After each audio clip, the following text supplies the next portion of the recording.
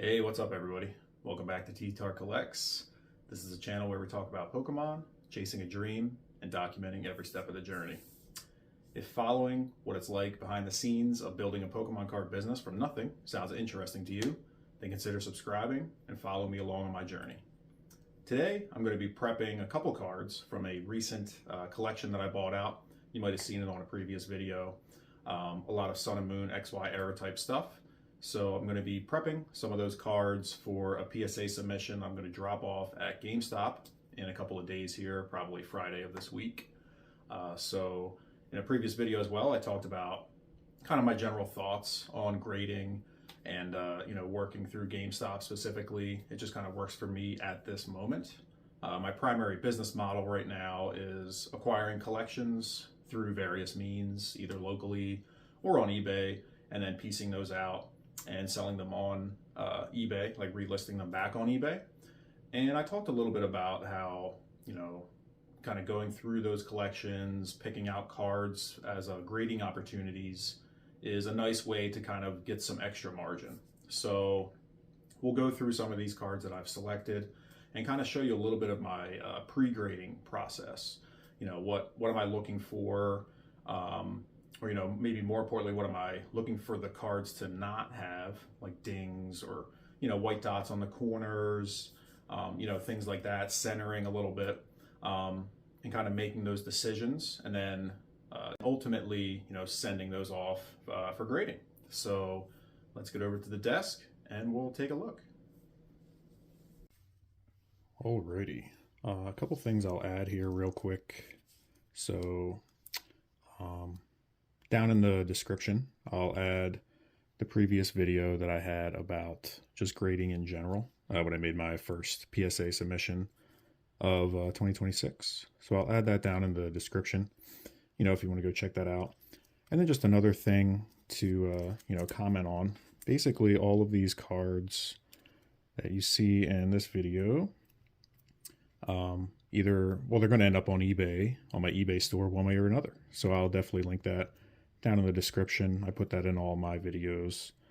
Now this first stack here is actually the cards that I am going to be submitting. And all of the cards that I'm submitting here are from that same collection, which I did make a separate video about as well. So I'll kind of walk through here on, my decision process. For example, this Mewtwo and Mew GX tag team promo. I'm not sure what product it's from, but this was basically the biggest card in that collection. Now, this specific card, I think, is more likely to get a 9 than a 10. I'll try to pick it up in the camera. Might be a little hard, but there's basically a little kind of like surface scratch there. I don't know if it'll come up. You can like barely see it, but in person you can definitely see it. So that's like a little kind of like surface scuff or scratch. There's also a little tiny one down here. So it's got just some kind of like minor surface issues that I do think will hold it back from being a 10. Because otherwise I think, the centering is pretty good on the front and the back. There's no real, that I can see, there's no real surface issues on the front of the card. So I think it has a solid shot at a 9. Just being the most expensive card in that collection, I think it's just kind of worth sending. It's unlikely to 10, but in looking at the values, even if it does come back a 9, it will actually still be worth it. So that's kind of one of those examples of a card where you have to make a decision. So worst case scenario, if it 9s, it's still kind of worth it. If it gets an 8, that's where it gets a little bit dicey. And then while it's unlikely to 10, sometimes you never know, right? It's almost like rolling the dice a little bit with PSA. And if it 10s, then that's a huge kind of slam dunk. Now some of these other cards, like this Mewtwo GX, I think just has a pretty solid shot at a 10. No real surface issues on the front. Centering looks good. I know on the camera it's probably hard to tell, but you know, for me, like I know centering tools exist. It's something you can buy to kind of place over the card to get a pretty good idea of, you know, how well centered it is. But for me, I haven't personally done that. I can just kind of eyeball it and tell, you know, I feel like if the centering is good enough that you can tell, or, you know, like if you can tell if it's off-centered, right? Which we'll have some examples of those a little bit later on of cards that I decided not to send. Then I think it's pretty obvious. But if it's close enough that you can't really tell, you know, with just looking at the card, then I feel like it's good enough to get a 10. I've personally pretty much had success with that. You know, this Heatran GX I think has a solid shot at a 10. Looking, you know, on recent solds on eBay, it's very much worth it if it does 10 to send. And I do think it has a very solid chance at a 10. Centering looks good, you know, no surface issues. And you probably noticed when I was taking the other cards out of the sleeves, as you're doing this, if you're looking for cards to grade, you do want to hold them by the edges just to kind of prevent anything that might be on your fingers from scratching or scuffing the card. And then if you're going to wipe away, I try to do it with like the side of my finger. Now before I do send these off, I have some like microfiber cloths that I'm just going to give them one last wipe before they do go into a penny sleeve and then into a semi-rigid for ultimately to send them off. But again, this Dragonite EX I think is a solid shot at a 10. Same thing with this Charizard GX. I think had a solid, it's pretty solid shot at being a 10. The same thing with this Gyarados EX.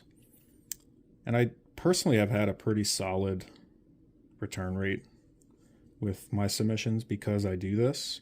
And again, like I said, we'll look at some cards in this collection that I ultimately decided not to send. But again, centering here looks decent. No major surface issues. Pretty good shot at a 10.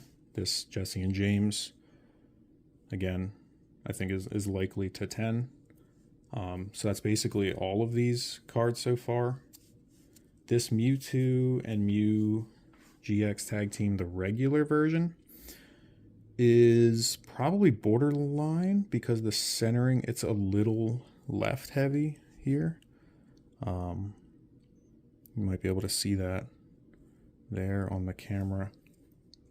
But other than that, and a lot of times too, you can kind of tell on the back of the card.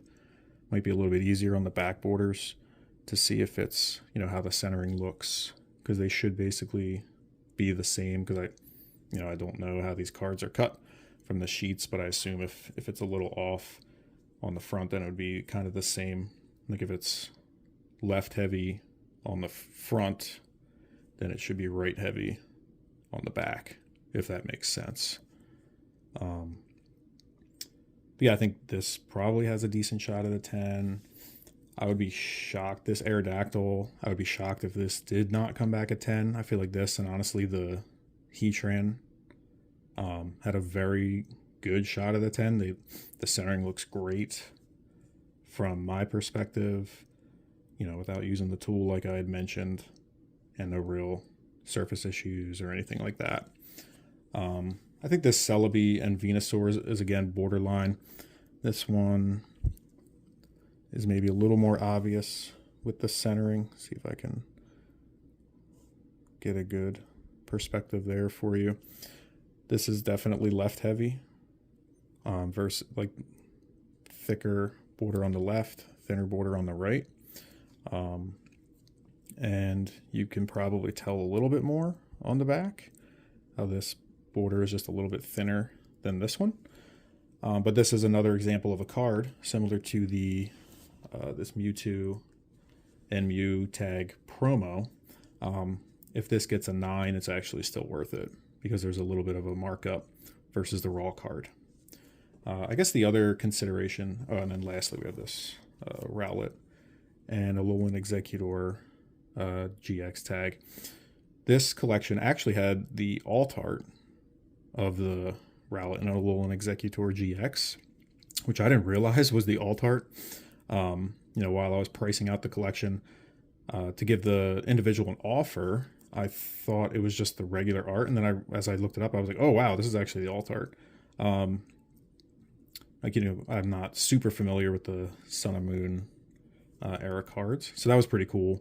But unfortunately, that had a little bit of like surface issues on the back, some dings and stuff, and that was an example of a card where if it got a 9, it would not have been worth it. Basically, would have been a break even, or possibly a little bit of a loss when you factor in, the submission cost. So ultimately, I sold that raw, put that up on my eBay store, and that actually sold within a couple days, which was pretty nice. So, but this one was a little bit better, no real surface issues or anything. So yeah, we're going to give that a shot and hope that that gets a 10.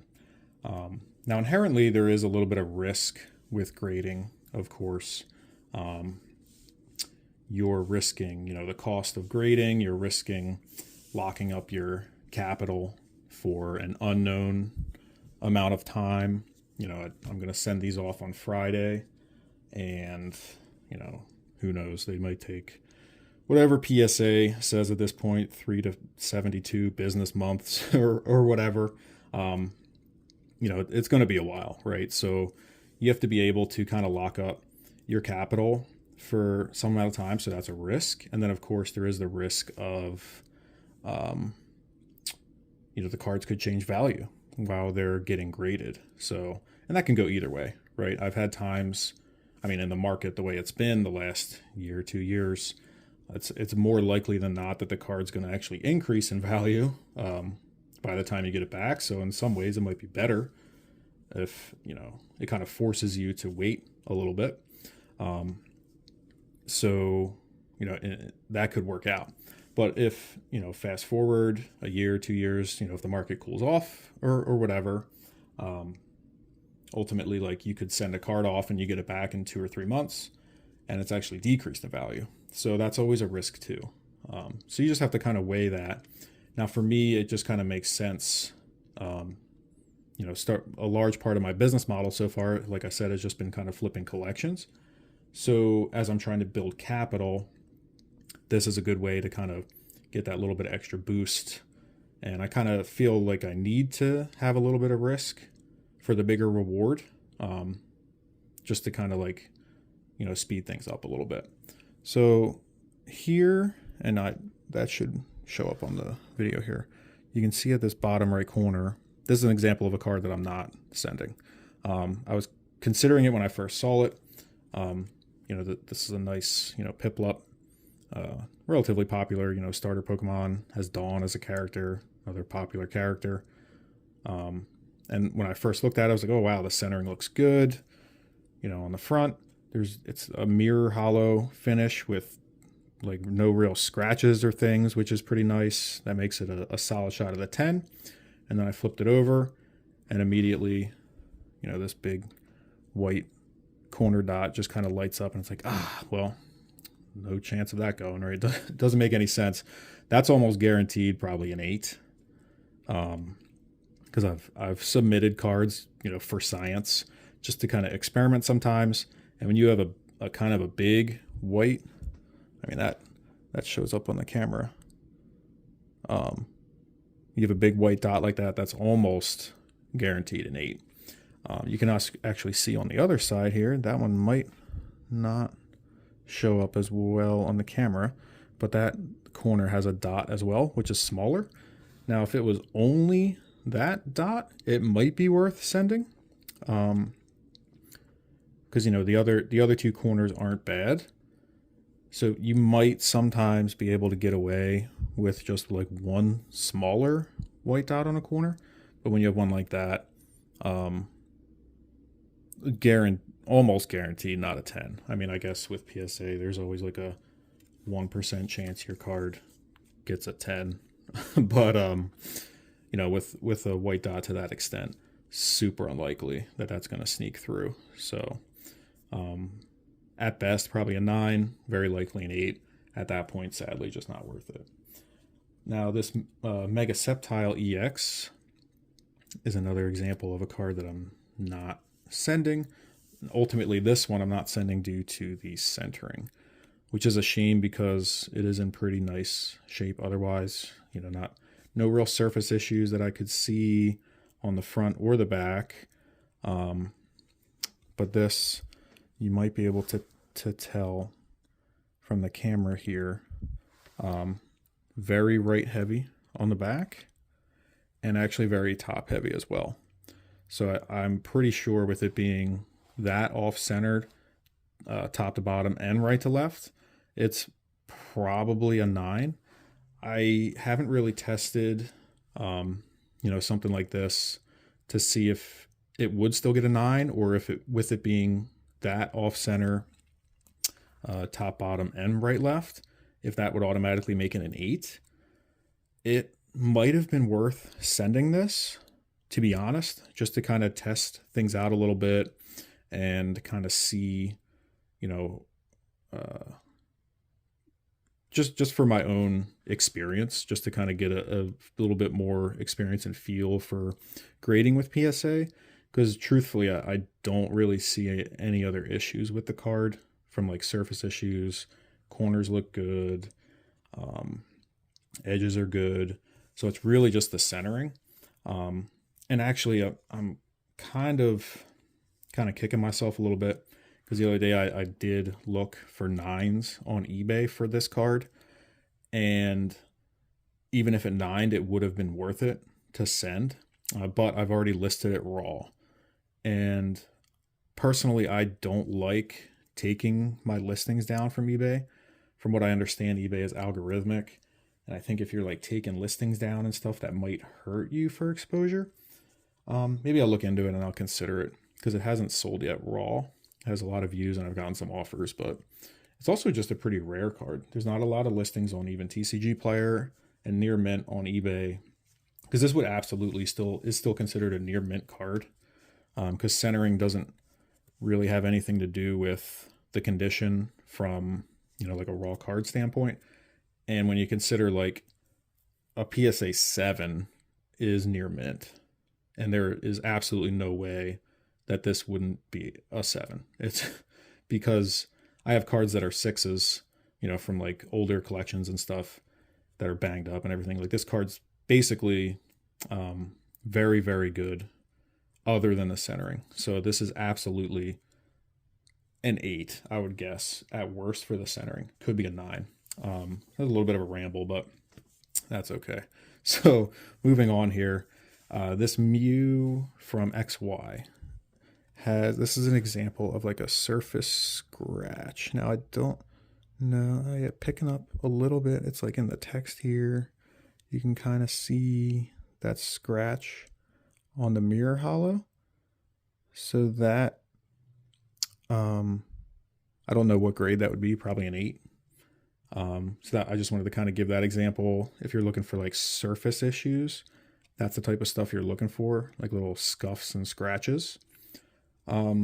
This could, I think I have this listed on my eBay store as light play because of the scratch, and I have pictures of the scratches on there. It does have some, you know, little white dots on the corners and stuff. But we've already discussed that on other cards. So, another little like white dot down there.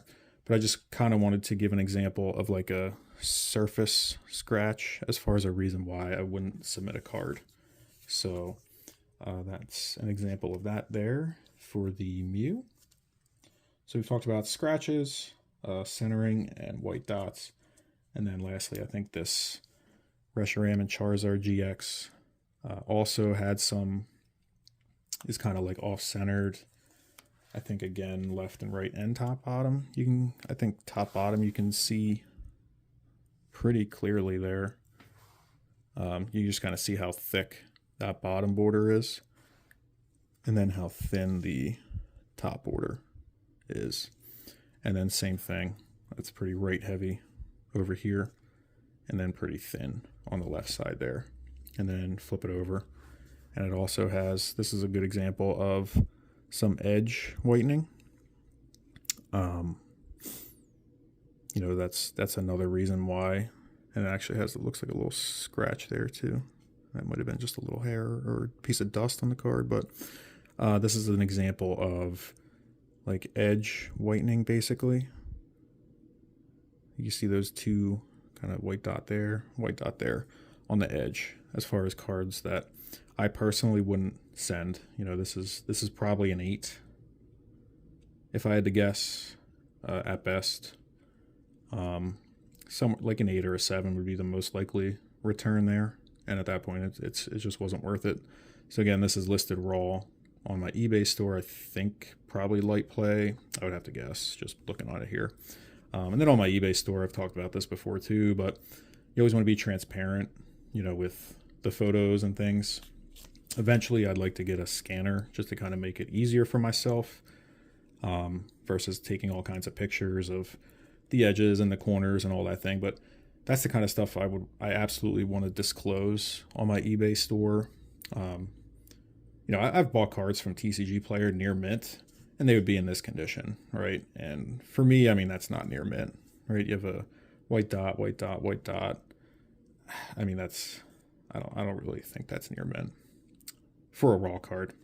It's tough because, like I was just saying, you know, near mint's PSA 7. Would this be a 7? Maybe. So it's a little, you know, questionable, I guess. But it's always just better to disclose those types of flaws, in my opinion. Especially, I think I have this listed for like $120 or so.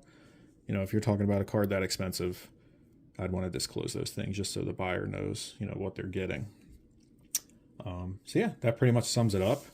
Basically, the only other step here, I'm gonna take these out of their these sleeves, give them one last kind of wipe with a microfiber cloth just to get off any dust or fingerprints, and then ultimately they just go into a semi-rigid here, and I drop them off at GameStop, and that's about it. So, you know, if you're liking the content, consider subscribing, leave some comments. Again, all these cards will eventually be available on my eBay store. I'll have that listed down in the description below as well. That's all I have for tonight. So thank you all for checking it out, and I will see you on the next one.